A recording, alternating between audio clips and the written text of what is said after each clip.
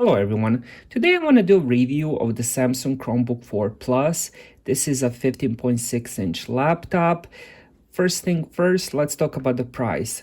You can buy a 4 GB RAM and 32 GB of storage for $300 retail. You can also upgrade it to 6 GB of RAM and 64 GB of storage for $350. That's what I have right now. And also you can go up to 128 GB of storage, but you can only get it with 4 GB of RAM. And that one is going to be $379 retail. You can always find them on sale. I believe I sold this one at Best Buy right now.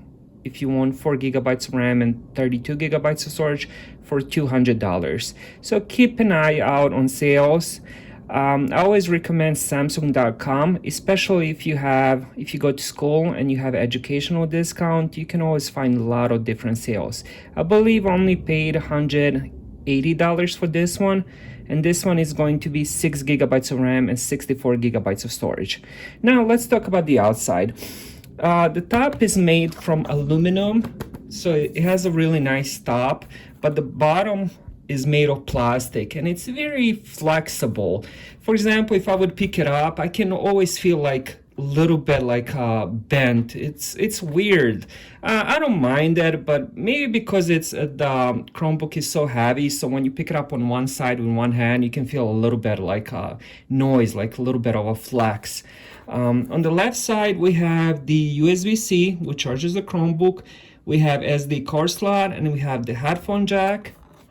And on the right side, we have Kensington lock slot. We have USB 3.2 super speed, and we have another USB-C, which also charges the Chromebook. So you can charge it on either side. Now also on the bottom, you have two speakers, and you have this rubber stops. And that's about it. Quality is nice. There's a little bit of flex, as I mentioned, and the whole Chromebook weighs 3.75 pounds. So it's a pretty heavy thing, but considering the size, it's not that bad. So inside the Chromebook, we have N4000 CPU, which is pretty standard for most of these budget laptops. There's some newer Chromebooks that coming out with N5000 CPU, or you're gonna be able to find some very older Chromebooks which are gonna have the third generation, which would be N3000 something CPU. So this CPU is very good for daily tasks, watching videos, doing a lot of browsing, checking email, even playing some games, which I'll talk about a little bit more at the end of the video. So we also have a 64 GB of storage, as I already mentioned, kind of upgraded, but the standard would be 32 GB of storage, which unless you download a lot of games and apps, you won't notice difference. I personally usually get like a couple games and stuff like that. I don't download movies or music or anything like that. I do everything online, which is what this Chromebook is meant to be. This is meant to be used online. Now let's talk about the screen. This is going to be a 15.6-inch screen. It's a 1080p resolution. I'm not sure how many nits of brightness it has, but it does get decently bright. From experience, I would say around 220 nits. For the sake of review, I have it all the way to 100, but during the day and night, it has to be higher than 60%, because anything under it just becomes very unusable. It's very dark, and so during the day and night, you have to keep it around 60 to 70 to see the screen good. And let me push it all the way up. And this screen is made of TN panel. Now, TN panel are different than the IPS, because the screen's a little bit more duller, the colors don't pop as much, and the brightness doesn't get as high. It doesn't pop. And also bad thing about TN panels, which will drive me nuts, is the viewing angles. Now side-to-side viewing angles aren't as bad. I'm not sure if it's showing on the camera, but up and down viewing angles are horrible, and that's it is the worst thing about this Chromebook is the up and down viewing angles.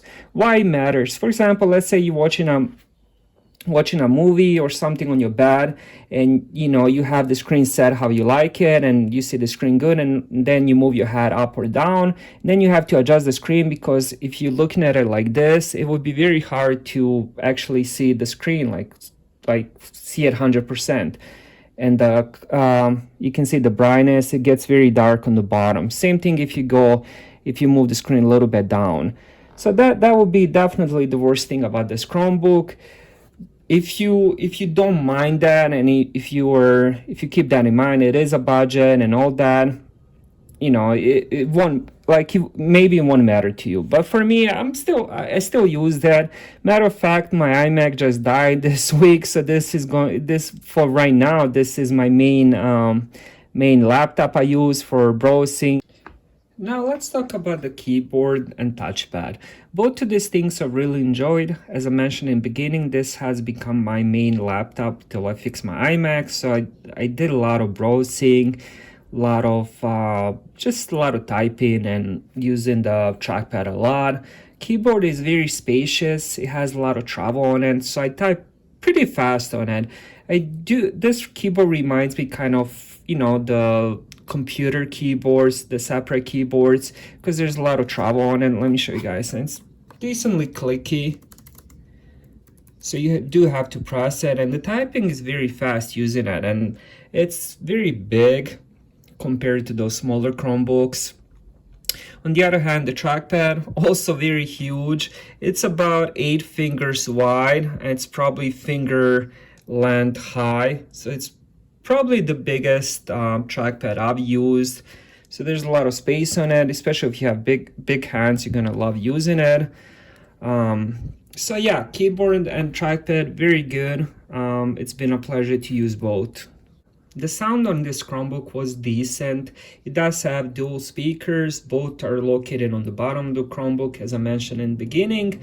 And let me play you guys something on full volume.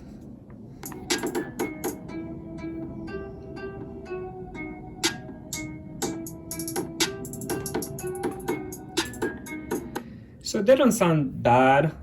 There's no wow factor about them either. But if you using it to watch YouTube, some movies and so on, it's gonna do the job. I noticed some apps. Oops, sorry. I noticed some apps are a little bit more quieter in volume, and some apps are more loud. For example, Spotify was really good. YouTube is a little bit lower volume, so it really depends what you're using it on. I used it to watch some basketball games, so the volume wasn't as good. So it will really depend of the output of the app. So this Chromebook also has a camera, front-facing camera. It's, I believe, 1 megapixel, which is very standard in most of these budget Chromebooks. You will be able to do Zoom, Skype, and video chatting. The quality isn't the best, it's very grainy. You're gonna have to have a good lighting in your room for it to be very usable, I guess. I used a couple times. It's just very, I would say, bad quality, but since I've done a lot of these budget Chromebooks, it's very standard. So you will see this on every single Chromebook at 300 and under. Even one I had at 500 had the same 1 megapixel camera and a bit of grainy quality. Now this Chromebook also has a Bluetooth 4.0. It has the Wi-Fi. Now the final thing I want to talk about is the gaming. I did try a few games on it. I tried one Cashman Casino, which played really good. The only problem it came in was when one of the casino games would say you have to rotate the Chromebook, which wasn't possible since this wasn't a touchscreen or anything like that. So I would have to exit the game. So I'm not gonna show that game on this review. I'll show, let's see, this page. So I play BDB Battles, which is a tower defense game, and this game ran really nice with it. Even though this isn't a touchscreen, it was just very smooth experience.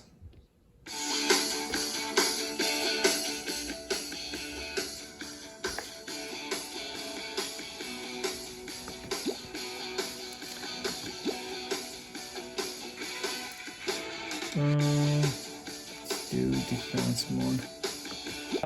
So basically, you're just gonna put in some guys, some monkey.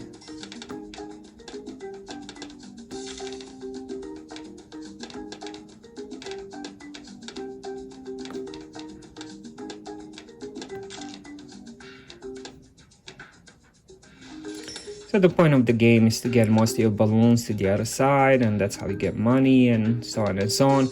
But this game works very well, very smooth, and you can use it without the touchscreen. So let's try another game. This is one of my favorites, the racing game Asphalt 8. So the graphics, as I mentioned, it's a low quality, but it still looks pretty good for a Chromebook.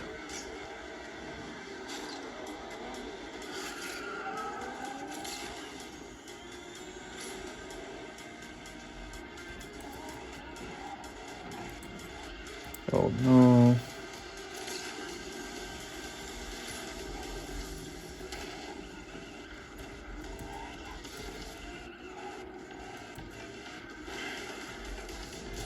I'm not doing very good.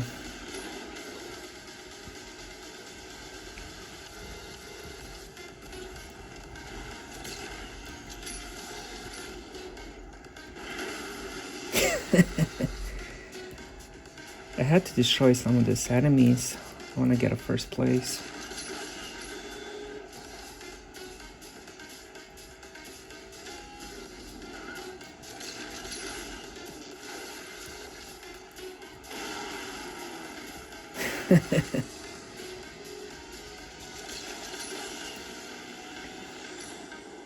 I'm a dirty driver. So yeah, very smooth experiences, no lagging, nothing on this particular game. You just gotta change the settings to low quality, and the game works very smooth after that. So the last thing I want to talk about is the battery life. Honestly, I get up to 10 hours depending what I'm doing, but sometimes I would use it throughout the whole day, like non-stop, and I would get 8 to 10 hours. And so the battery life is very good, especially for the size. And it charges in around 2 hours. I would time it, and it will be between, depending how empty it is, but I would start charging at around 8%. So it would be about 2 to 2.5 hours to get it fully charged. So that's pretty good, you know. It's you don't have to charge it overnight. You can just pop in the morning, get like 2 hours, and it's gonna be full. So in conclusion, I really do enjoy this Chromebook more than I thought I would. The more I use it, the more I like it. The trackpad and the keyboard are very good on this Chromebook. The sound is pretty decent. The screen is probably the lowest point of the Chromebook, but if you get used to that viewing angles and you can set it up right where your eyes just meet the screen, it's gonna look pretty decent. And the battery life is also good. I would say sweet spot for this Chromebook is $200. Wait till it's on sale. So thank you guys for watching. Please like and subscribe if you enjoyed the video, and I'll see you guys on the next one.